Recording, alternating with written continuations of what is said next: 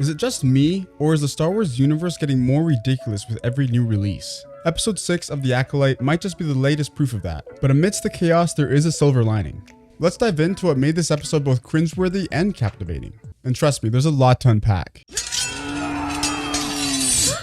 Swappin thoughts.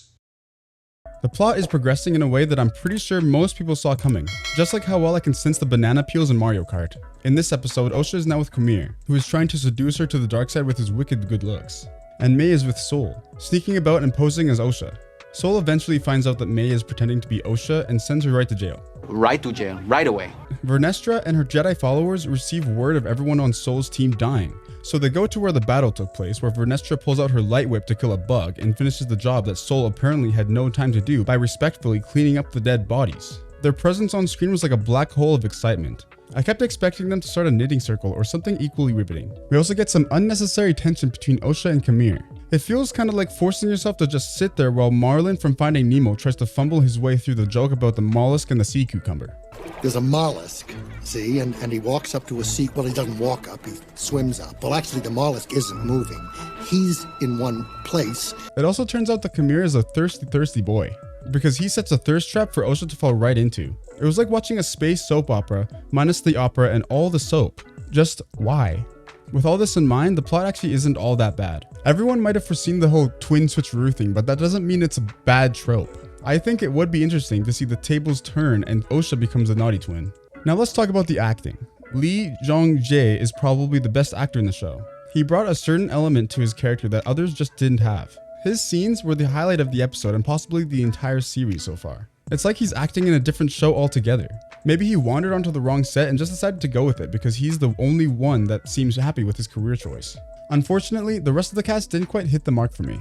Like I mentioned before, the worst part of the episode is every time Vernestra and her gang are on screen. And a big part of it is because they're just not good actors. It's very clear that Rebecca Henderson only got the part because her wife is Leslie Headland. I can't harp on the acting too much though because there's more that goes into it than just the performance. Just like how not a lot of people liked Hayden Christensen's acting in Revenge of the Sith, but he was just acting how George Lucas wanted him to act. However, her performance still felt like she was staring into the darkest abyss and couldn't find her way out. Also, we got a very fabulous looking Jedi here who just takes me out of the story completely. Not just because of what he says, but because of the way he says things. If you watched the episode, you know what I'm talking about. Manny's acting as Kamir was fine. The only problem I had with his character as far as performance is the way that Disney likes to portray their villains. They make them use over-the-top dramatic undertones that is just classic Disney cringe. His performance was like a flaming marshmallow, hard to look away, but you just know it's not gonna end well. Speaking of cringe, the dialogue in this episode was something else, man.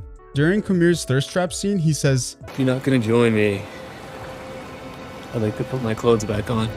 Which gives me the understanding that they are trying to create almost a Game of Thrones vibe of the Star Wars universe. And that is not a good thing. Ever since Game of Thrones popped off, so many entertainment companies have been trying to incorporate that style into other franchises like Avatar: The Last Airbender and The Witcher, which was ultimately their downfall. They focused way too much on emulating the political intricacies of Game of Thrones rather than the distinct elements that make those franchises unique. Another hideous dialogue moment that I wanted to focus on was when Vernestra asked her British Jedi follower if they heard back from Master Sol. He replies that he is not. Then this dude says something completely unexpected. "You get nauseous when you travel through hyperspace?" I actually can't believe he just said that. We just aren't meant to look behind the curtains to see what a Jedi is doing on the toilet, getting the sniffles, or even what they look like bawling their eyes out because they weren't granted the rank of master. How can you do this? This is outrageous. It's unfair. As the audience, we aren't supposed to know or even think about that stuff, because the Jedi Masters are meant to represent all the attributes that make a person good. And if you throw in a line saying that one of the Masters has tummy problems when going into hyperspace, then that humanizes them and people become less interested in that Jedi as a character.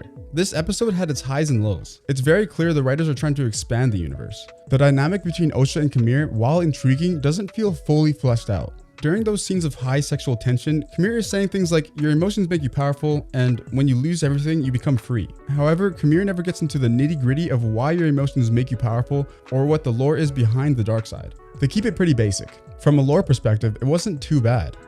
Not as bad as episode 3.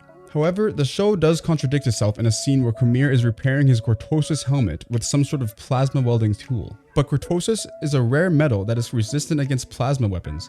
including lightsabers. We even see in episode 5 that his helmet is able to temporarily short-circuit lightsabers upon impact. If that's the case, then we can deduce that his plasma welder tool thing should not have the capability of repairing his helmet. Case closed.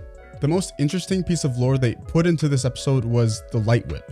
When I first watched the episode, I really thought the producers were a bunch of goofballs to let this slither into the Star Wars universe. But then I looked on Wikipedia, and apparently the light whip originated in Star Wars Legends continuity, and first appeared in the 1977 comic book titled Star Wars 95.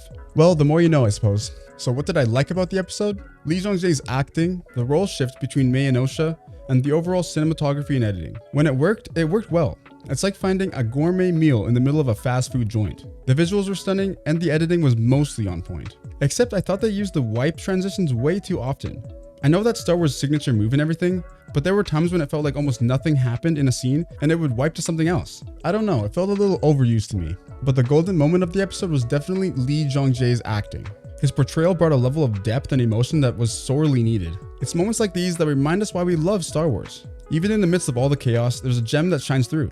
It's almost enough to make you forget about the rest of the episode. Almost. My core takeaway from this episode is that Star Wars is getting more and more ridiculous by the day, but there's still moments worth watching. Lee Jong-jae as Sol is a prime example of that. If you're a Star Wars fan, you'll find something to enjoy, but don't expect perfection.